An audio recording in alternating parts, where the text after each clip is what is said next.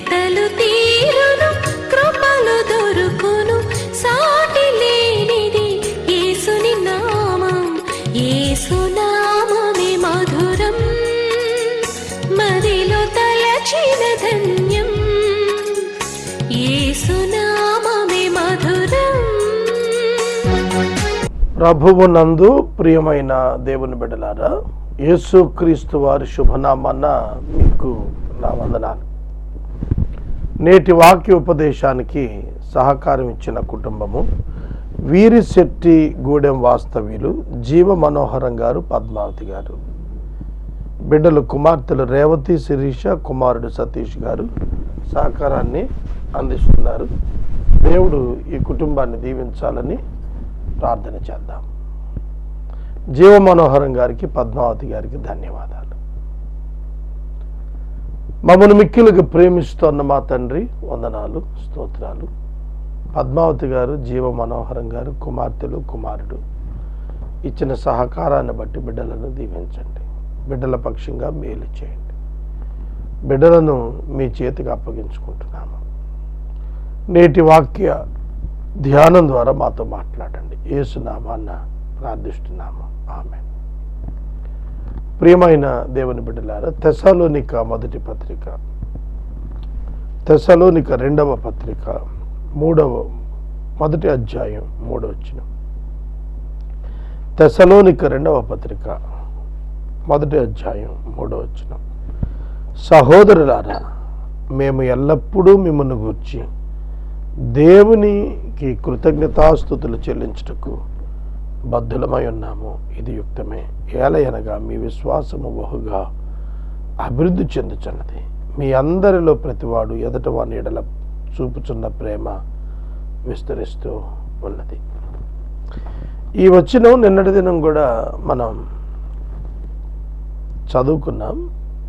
మరి కొన్ని విషయాలు ఇక్కడ నేను చెబుతాను, చూడండి. మేము ఎల్లప్పుడూ దేవునికి కృతజ్ఞతాస్తుతులు చెల్లింప బద్ధులంగా ఉన్నాము. ఎందుకని కృతజ్ఞతాస్తుతులు చెల్లించాలట? వాళ్ళు ఎందుకు బద్ధులై ఉన్నారట? వారి ఆత్మీయ పిల్లలు, వారి స్పిరిచువల్ చిల్డ్రన్ ఒక డెవలప్మెంట్లో ఉన్నారు, ఫ్రూట్ఫుల్గా ఉన్నారు. అందుకు స్తుతించాలనుకున్నాడు. విశ్వాసములో అభివృద్ధి, ప్రేమలో విస్తరణ. విశ్వాసములో అభివృద్ధి, growth in faith, abundant growth in faith. విశ్వాసములో అచంచలమైన ఎదుగుదల, ఇంక్రీజింగ్ ఇన్ లవ్. ఫెయిత్ అంతరంగ సంబంధం, లవ్ ఎక్స్టర్నల్ వెర్బ్, బాహ్య సంబంధం. ఫెయిత్ ఇన్సైడ్ ద హార్ట్, హృదయంలో ఉంటుంది.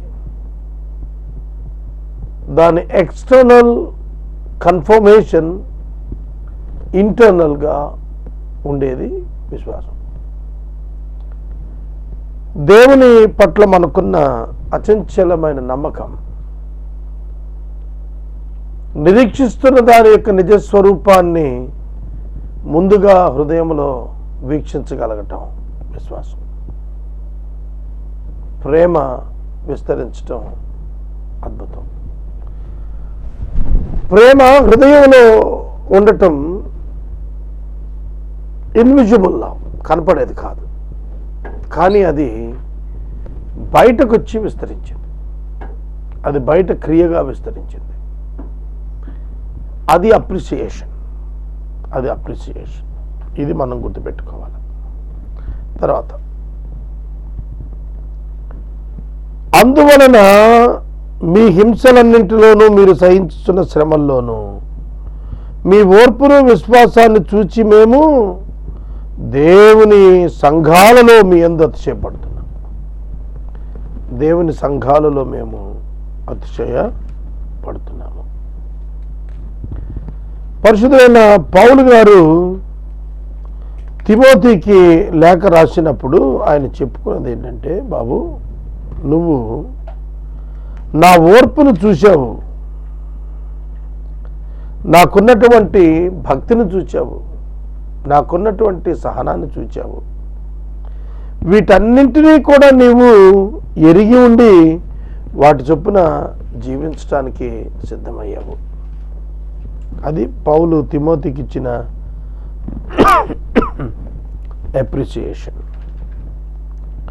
మనం మన యొక్క ఆత్మీయ బిడ్డలు సేవకులంగా సహనములోను, ఓర్పులోను, విశ్వాసంలోను మాదిరిగా ఉన్నారా అనేది ప్రధాన అంశం. స్పిరిచువల్ గ్రోత్ ఉందా?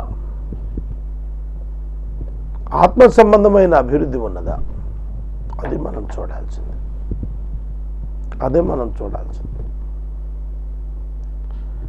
సంఘంలో ఆత్మ సంబంధమైన అభివృద్ధి లేకుండా భౌతిక సంబంధమైన ప్రాస్పరిటీ మీద దృష్టి పెట్టిన దుష్టకాలంలో మనం ఉన్నాం. ఇంటర్నల్గా డ్రైనెస్, ఎడారి వంటి హృదయం, no fruitfulness, no greenery, no water, ఎడారి బ్రతుకు. హృదయంలో ఎక్కడ వాక్యం లేదు, బయట అచంచలమైనటువంటి ధన సమృద్ధి. You may be a good donor, it is not appreciable. You must be a good believer. అంతర్గతంగా నీవు ఆశీర్వదించబడకుండా భౌతికంగా నువ్వు ఎన్ని కలిగిన వ్యర్థం. హింస, శ్రమ ఈ రెండింటిలో కూడా సహనం, ఓర్పు. Therefore we ourselves boast about you in the churches of God for your steadfastness and faith in all your persecutions and in the afflictions that you are enduring. దేవుని స్తుతిస్తున్నారు. శక్తివంతులు ఆధ్యాత్మికంగా అయినందుకు దేవుని స్తుతిస్తున్నారు. We ourselves boast about you in the churches of God. దేవుని సంఘాల మధ్య మిమ్మల్ని గూర్చి మేము ప్రకటన చేసుకుని ఆనందిస్తున్నాం అన్నాడు. దేవుని సంఘాల మధ్య మన ప్రత్యేక సంఘం యొక్క ఆధ్యాత్మిక అభివృద్ధి ప్రశంసనీయం కావాలి అంటే ఆత్మీయ స్థాయిలో బిడ్డలు ఎదగాలి. క్రైస్తవుడు శ్రమను సహించేవాడుగా, హింసను భరించేవాడుగా, సద్భక్తితో బ్రతుకను ఉద్దేశించినటువంటి వాడు తప్పక శ్రమ పొందుతాడు, తప్పక హింస పొందుతాడు. తిమోతి 2వ పత్రిక 3వ అధ్యాయం, తిమోతి 2వ పత్రిక 3వ అధ్యాయం 10వ వచనం చదువుతాను. నీవు నా బోధను, నా ప్రవర్తనను, నా ఉద్దేశమును, నా విశ్వాసమును, నా ప్రవర్తనను, నా ప్రేమను, నా ఓర్పును, నా దీర్ఘశాంతమును మరియు నాకు కలిగినట్టు హింసలను, ఉపద్రవములను తెలుసుకుని వాడవై నన్ను వెంబడించితివి. అదండి, నేను శ్రమలో ఉన్నాను, హింసించబడుతున్నాను, ట్రబుల్లో ఉన్నాను, టార్గెట్ అయి ఉన్నాను, అట్లాంటప్పుడు ఇంకా ప్రేమిస్తున్నాను, అట్లాంటప్పుడు ఇంకా సహనంగా ఉన్నాను, ఓర్పుకున్నాను, దీర్ఘశాంతంతో ఉన్నాను. ఇవన్నీ చూసి నీవు నన్ను వెంబడించడానికి నీవు ప్రారంభించావు. నేను అట్టి హింసలను సహించితిని కానీ వాటన్నిటిలోంచి ప్రభువు నన్ను తప్పించాడు. హింసను, శ్రమను అనుభవించుటకు, తట్టుకొనుటకు దేవుడు మనల్ని ఏర్పరచుకున్నాడు. హింసించిన వాడిని క్షమించుటకు ఏర్పాటు చేసుకున్నాడు. ఇవాళ చర్చ్, సంఘం ఈ పారాడిమ్ షిఫ్ట్లోకి రావాలి. Protecting our right is not wrong, but sacrificing our right sometimes is needed. మనం మన జీవితంలో తెలుసుకోవాల్సింది ప్రధానమైనది ఉన్నది. అదేమంటే మన హక్కుల కొరకు మనం పోరాటమే కాదు, మన హక్కులను మనం త్యాగం చేసినటువంటి అనుభవం కూడా క్రైస్తవ్యంలో మన జీవితాల్లో కనపడాలి, మన జీవితంలో కనపడాలి. అందుకని అన్నాడు, మీరు శ్రమలను సహించారు, విశ్వాసంతో ఓర్చుకున్నారు. ఓర్పును విశ్వాసం మాకు కనపడుతోంది మీ జీవితాల్లో అన్నాడు. అందుకే మేము మీ యందు అతిశయపడుతున్నాము. క్రీస్తు కొరకు శ్రమపడుట భాగ్యముగా, ఆశీర్వాదముగా మీరు ఎంచుకున్నారు తెసలోనిక సంఘమా. అందుకు మీరంటే మాకు అతిశయం. We are proud of you, we are proud of you. ఒక్క మాట గుర్తుపెట్టుకోండి, గర్వకారణంగా మన జీవితాలు మారాలి అంటే సామాన్యం కాదు. We must be on the cross. We must nail to the cross. సిలువకు కొట్టబడిన అనుభవం ఉంటే తప్ప మనం కిరీటాన్ని గురించిన ఆలోచనకి వెళ్ళటానికి లేదు. సహోదరుడా, సహోదరి, క్రైస్తవ జీవితం ఓర్పుతో, సహనంతో, హింసయందు సత్ప్రవర్తనతో ముడిపడి ఉన్నది. హెబ్రీ పత్రిక 11వ అధ్యాయం ఇంటి దగ్గర ఖాళీ ఉన్నప్పుడు చివరి మాటలు చదవండి. తమ విశ్వాసం కొరకు తాము పడిన శ్రమలు, తమ విశ్వాసమును కాపాడుకొనుటకు వారు అనుభవించిన వేదనలు, అది వారి అతిశయ కారణంగా నిలవబడింది. దేని కొరకు మీరు శ్రమపడుచున్నారో ఆ దేవుని రాజ్యానికి మీరు యోగ్యులని ఎంచబడినట్లు మీరిట్లు ఓర్చుకునుట దేవుని న్యాయమైన తీర్పుకు స్పష్టమైన సూచన. This is the evidence of the righteous judgement of God. Evidence, judgement కోర్టులో వాడే పదాలు పౌలు గారు సంఘానికి వాడుతున్నాడు. This is the evidence of the righteous judgement of God. దేవుని నీతిపరమైన, న్యాయపరమైన తీర్పుకి స్పష్టమైన సూచన ఏంటంటే మీరు శ్రమ అనుభవిస్తున్నారు. ఎందుకంటే మీరు శ్రమ ఇప్పుడు అనుభవిస్తున్నారు, ప్రతిఘటించక అనుభవిస్తున్నారు. శ్రమ పెడుతున్న వారు అగ్నిగుండానికి సిద్ధమవుతున్నారు. శ్రమ పొందుతున్న మీరు మహిమ కొరకు, కిరీటం కొరకు సిద్ధము అవుతున్నారు. అందుకే పౌలు గారు చెప్పాడు, ఇది స్పష్టమైన సూచన. It is the evidence of righteous judgement of God. దేవుని యొక్క న్యాయపు తీర్పున నీతిమంతునికి ఆపద కలుగు చేసిన వాడు నష్టపోతాడు. ప్రభువైన యేసు తన ప్రభావమును కనపరుచు దూతలతో కూడా పరలోకము నుండి అగ్ని జ్వాలలతో ప్రత్యక్షమై దేవుని ఎరిగిన వారికి, మన ప్రభువైన యేసు సువార్తకు లోబడిన వారికి దండన చేయనప్పుడు మిమ్ము శ్రమపరచు వారికి శ్రమయు, శ్రమ పొందుచున్న మీకు మాతో కూడా విశ్రాంతియు అనుగ్రహించుట దేవునికి న్యాయమే. భూమి మీద శ్రమ పొందినవాడు విశ్రాంతి నందుతున్నాడు. భూమి మీద శ్రమ పెట్టినవాడు శ్రమ పొందుతున్నాడు. అదే లూకాసు వార్త 16వ అధ్యాయంలో యేసుక్రీస్తు ప్రభు చెప్పిన లాజరు ధనవంతుని ఉపమానము. అబ్రహాము ఆ ధనవంతునితో ప్రత్యుత్తరమిస్తూ అన్నాడు, నీవు అక్కడ సుఖ పొందావు, ఇక్కడ దుఃఖపడుతున్నావు. ఇతడు అక్కడ యాతన పడ్డాడు. Who is the neighbour to rich man? Nothing but Lazarus. నీ పొరుగువాడు ఎవరు? శ్రమలో ఉన్న లాజరు నీ పొరుగువాడు. నువ్వు వాడిని చూడలేదు, వాడు శ్రమలోని వాడే ఉండిపోయాడు. ఇక్కడైతే నెమ్మది పొందుతున్నాడు. Neglected one, persecuted one. అందుకనే విశ్రాంతిలో ఉన్నాడు.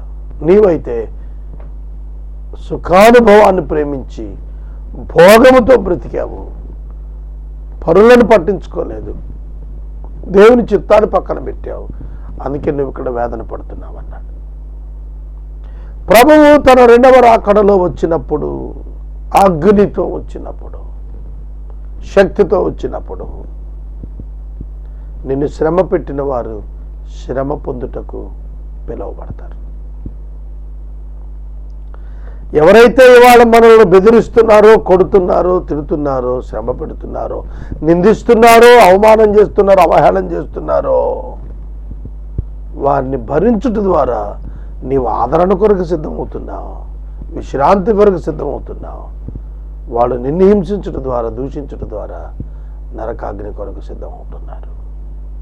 ఇది స్పష్టమైన ఎవిడెన్స్ లాగా నాకు కనిపిస్తోంది అని అన్నాడు. నీ సహనము, నీ ఓర్పు స్పష్టమైన దేవుని తీర్పుకి సూచనలు, ఎవిడెన్సెస్. దేవుడు అన్యాయస్తుడు కాదు, దేవుడు విడిచిపెట్టేవాడు కాడు. దేవుడు ఒక దినాన లెక్క అడుగుతాడు, ప్రశ్నిస్తాడు. ఇవాళ ఎంతోమంది సఫరర్స్ ఉన్నారు ప్రభు పేరిట. ఒక బ్లైండ్ టీం వర్షిప్ చేసుకుంటుంటే ఇంటికి వెళ్ళి కొట్టారు నగరంలోనే. ఆలోచించండి. They are the sufferers. ఆ హింసించినటువంటి వారికి ప్రభువు రాకడలో శిక్ష ఉన్నది. హింసను భరించినటువంటి విశ్వాసులకు మహిమ ఉన్నది. అందుకు పౌలు అంటున్నాడు, మిమ్మల్ని బట్టి మేము దేవుని స్తుతిస్తున్నాం. You are not reacting. కీడు చేశారు, ప్రతి కీడు చేయలేదు. మీరు దూషించారు, ప్రతిగా దూషించలేదు. బెదిరించారు, ప్రతిగా బెదిరించలేదు.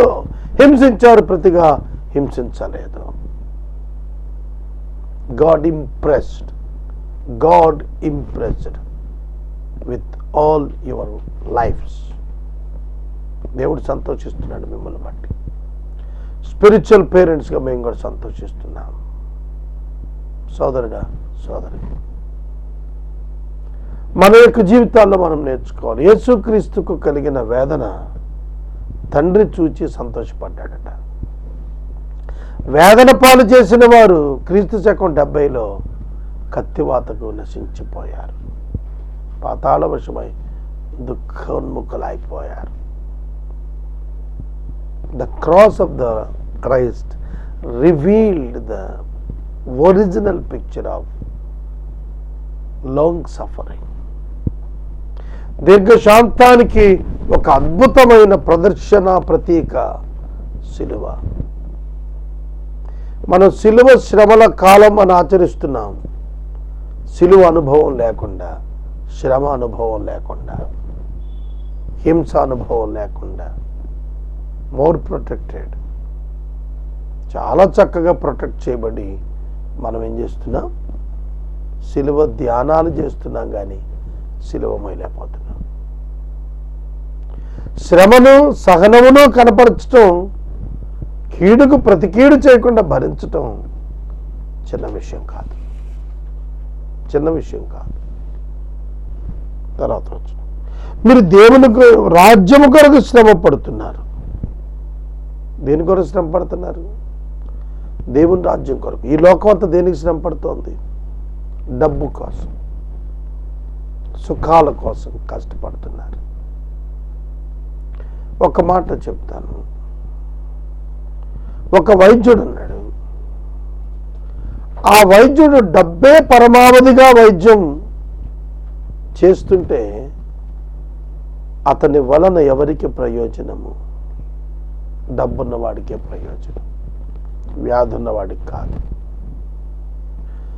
వ్యాధున్నవాడు డబ్బున్నవాడైనా డబ్బు లేనివాడైనా ఒక వైద్యుడు తన వైద్యాన్ని అందించాలి.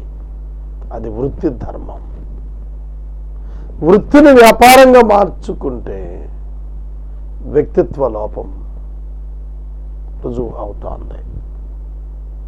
ఇవాళ every profession is such and like that. అదేవిధంగా ప్రతి వృత్తిని కూడా మనం పరిశీలించి చూసుకోవాలి. యేసుక్రీస్తు ప్రభు ఈ లోకానికి వచ్చినప్పుడు చివరి 3.5 సంవత్సరాల్లో ఎన్నో నిందలు, ఎన్నో శ్రమలు, ఎన్నో అవమానాలు అనుభవించాడు. స్వకీయ జనులు ఆయనను తిరస్కరించారు. స్వకీయ జనులు తిరస్కరించారు. Own family rejected him. అన్నిటికంటే బాధాకరం ఏంటంటే nobody claimed the dead body of Jesus Christ from the family. తల్లిదండ్రులు పక్షంగా, కుటుంబం పక్షంగా ఆ బాడీ క్లెయిమ్ చేసేవాడు లేకపోయారు. అరిమతయ, యోసేపు, నికోదేము వాళ్ళు ప్లాన్ చేసి తీసుకెళ్లారు తప్ప అనాథ శవంగా ఎలాడుతున్నాడు. దైవకుమారుడు అనాథ ప్రేతలో వేలాడుతున్నాడు. పిలాతు దగ్గరకు యోసేపు వెళ్ళి ఆ దేహం తనకు ఇమ్మని బ్రతిమలాడి అడుక్కున్నాడు. అరే బాబు, ఫ్యామిలీ మెంబర్సే రాలేదు, నువ్వు వచ్చావు, ఏంట్రా మీ ఇద్దరు కనెక్షన్? నికోదేము వచ్చాడు, ఏమిటయా మీకు అనుబంధం? పట్టుపడ్డ బాడీ అన్నాడు. ఎటువంటి పరిస్థితి యేసుక్రీస్తు ప్రభువు అనుభవించాడు. But he blessed them. వాళ్ళని దీవించాడు. He never cursed anyone. ఆయన ఎప్పుడు ఎవరిని ప్రతికీడు చేయడం కానీ శపించడానికి కానీ ప్రయత్నం చేయలేదు. That is the character of Jesus Christ. యేసుక్రీస్తు తన ప్రభావము కనపరిచి దూతలతో పరలోకం నుండి అగ్నిజ్వాలతో ప్రత్యక్షం అవుతాడు. That is the hope of the Christianity. క్రైస్తవ్యం యొక్క నిరీక్షణ ఏంటంటే the second coming of Jesus Christ. ఆయన వస్తాడు, మనల్ని తీసుకెళ్తాడు, మనల్ని తనతో ఉంచుతాడు, శాశ్వతంగా ఎడబాటు లేకుండా చూసుకుంటాడు. ఆ దినం కోసం మనం ఎదురు చూస్తున్నాము. ఆయన తిరిగి వచ్చినప్పుడు అవినీతి పరులకు, దుర్నీతి పరులకు తీక్షణమైన శిక్ష విధి ఇవ్వటానికి ఆయన వస్తున్నాడు. అగ్ని ఆరదు, పురుగు చావదు. అగ్ని ఆరదు, పురుగు చావదు. వారి బాధా సంబంధమైన పొగ యుగ యుగములు లేచును. వేదన, రోదన వారి కొరకు ఎదురు చూస్తుంది. ఒక విశ్వాసిని హింసించినటువంటి వాడు ఎన్నటికి దీవెన నందలేకపోతాడు.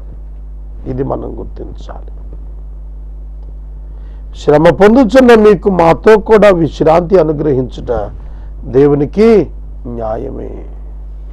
ఆ దినమున తన పరిశుద్ధుల యందు మహిమపరచబడుటకును విశ్వసించిన వారి యందు ప్రశంసించబడుటకును ప్రభువు వచ్చినప్పుడు అట్టివారు ఆయన సముఖము నుండి, ఆయన ప్రభావం అందరి మహిమ నుండి పారద్రోలబడి నిత్యనాశనమందు దండన పొందుతురు. ఎలైనగా మేము మీకు ఇచ్చిన సాక్ష్యము మీరు నమ్మితిరి.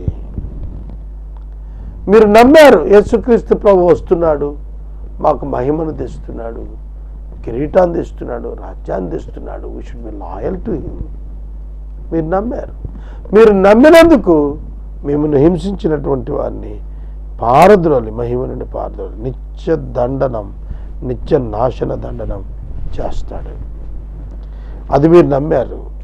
అందువలన దేవుని యొక్కయు ప్రభువైన యేసుక్రీస్తు యొక్కయు కృప చొప్పున మీ యందు ప్రభువైన యేసునామమును ఆయన యందు మీరును మహిమ పొందినట్లు మేలు చేయవలనని మీలో కలుగు ప్రతి ఆలోచనను విశ్వాసయుక్తమైన ప్రతి కార్యమును బలముతో సంపూర్ణం చేయొచ్చు.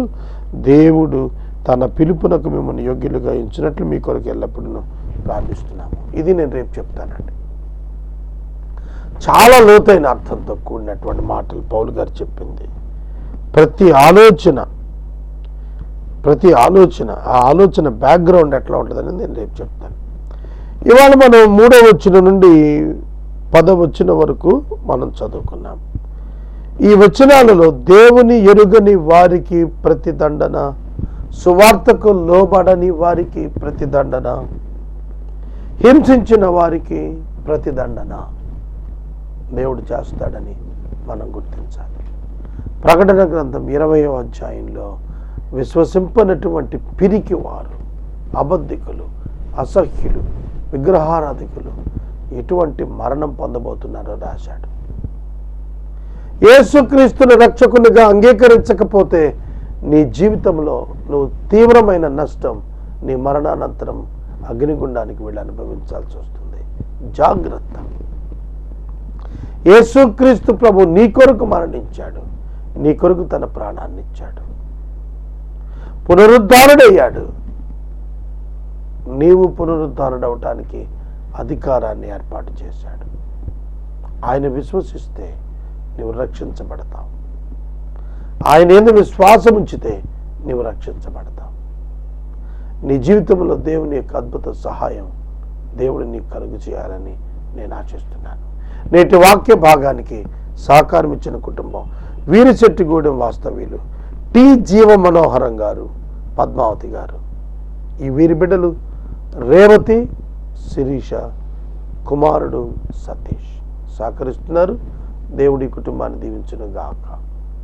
Please pray for Beracah studio construction. Please pray for 9 Diamonds program. Please pray for completion of ఏసే పరిష్కారం 3rd సైకిల్ ప్రయాణం. మమ్మల్ని మిక్కిలుగా ప్రేమిస్తున్న మా తండ్రి జీవ మనోహరం గారు, పద్మావతి గారు, కుమార్తెలు, కుమారుడు ఇచ్చిన సహకారముకై వందనాలు. బిడ్డలను దీవించుమని ప్రార్థిస్తున్నాము. ఘనత, మహిమ, ప్రభావాలు మీరే పొందాలని కోరుతున్నాము. మీ చేతులకు మమ్మలను అప్పగించుచున్నాము. యేసు నామాన వేడుచున్నాము తండ్రి. ఆమేన్. తండ్రి దేవుని ప్రేమ, కుమారుని యేసయ్య కృప, పరిశుద్ధాత్మ దేవుని అన్యోన్య సహవాసం మనకును ఆర్థిక సహకారం ఇచ్చిన జీవ మనోహరం గారి కుటుంబానికి సదా తోడై ఉండును గాక. ఆమేన్.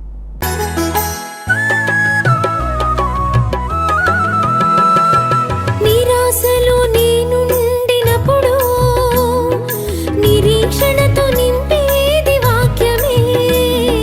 నిరాశలో నేనుండినప్పుడు నిరీక్షణతో నింపేది వాక్యమే. పరీక్షలో నీ కృంగినప్పుడు విజయమిచ్చి నిలిపే